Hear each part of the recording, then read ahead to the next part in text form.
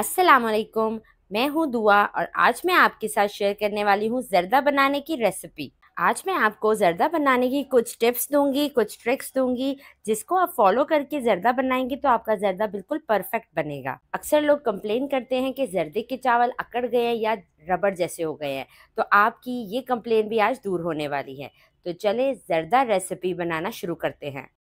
मज़ेदार सी ज़र्दा रेसिपी बनाने के लिए मैंने खुले बर्तन में पानी ले लिया है और पानी में बॉयल आ रहा है। अब इसमें डाल दें हाफ़ टी स्पून नमक, 3 से 4 छोटी इलायची यानी हरी इलायची और हाफ़ टी स्पून ज़र्दा रंग डाल के इसे अच्छे से मिक्स कर लें।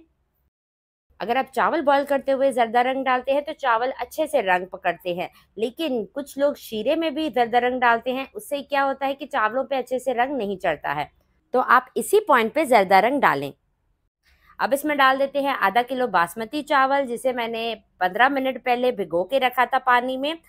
अमूमन ज़र्दा बनाने के लिए लोग सेला चावल इस्तेमाल करते हैं, लेकिन आज हम बासमती चावल से ज़र्दा बनाएंगे और आप यकीन करें क्या ही कमाल का ज़र्दा बनेगा।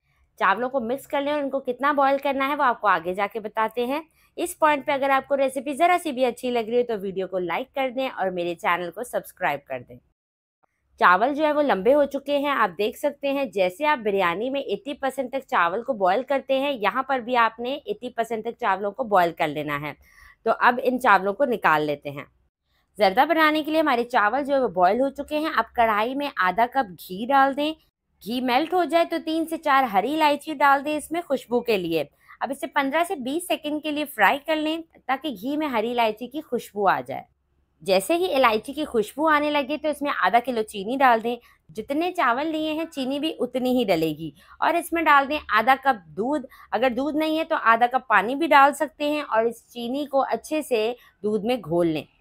चीनी का दाना खत्म होते ही आपने इसे 3 से 4 मिनट पकाना है ताकि चीनी जो है वो अच्छे से पक जाए, इसका कच्चापन जो है ना वो खत्म हो जाए। चीनी को पकाते हुए 3 से 4 मिनट हो गए हैं। हमारी चीनी अच्छे से पक चुकी है। अब इसमें जो हमने बॉईल करके रखे थे चावल वो डाल देते हैं। चावल डालने के बाद आपने एक दफ़ा इसे हल्के हाथों से मिक्स करना है ताकि चावल जो है अच्छे से मीठे में मिक्स हो जाए। चावलों को चाशनी में मिक्स करने के बाद हमने इसे ज़्यादा नहीं पकाना है। अगर इसे ज़्यादा पकाएंगे चाशनी के साथ तो चावल जो है वो रबड़ जैसे हो जाएंगे या अकड़ जाएंगे। तो बस जैसे ही चाशनी में जोश आए तो आपके पास जो भी ड्राई फ्रूट अवेलेबल है आप वो इसमें डाल दें और बस इस पॉइंट पे आपने इसे कवर कर देना है मीडियम टू लो फ्लेम पर 15 से 20 मिनट के लिए।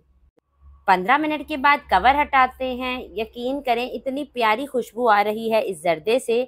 आपने इस रेसिपी को ऐसे ही फॉलो करना है।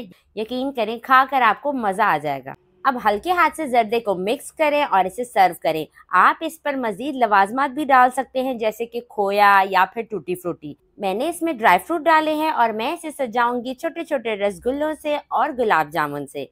अगर आप इसमें ड्राई फ्रूट, रसगुल्ले ये सब नहीं भी डालते तो भी ये बहुत ही मज़ेदार ज़र्दा बनकर तैयार होता है। आप इसे ज़रूर ट्राई करें और कमेंट सेक्शन में मुझे अपना फीडबैक दें कि आपको मेरी ये रेसिपी कैसी लगी। अब आपको चेक करवा देती हूँ। ये देखिए चावल का एक एक दाना अलग-अलग है और खिला-खिला है। आप भी इसे ज़रूर ट्राई करें। इसी के साथ इजाज़त चाहती हूँ। अपना ढेर सारा ख्याल रखिएगा। दुआओं में याद रखिएगा। अल्लाह हाफ़िज़।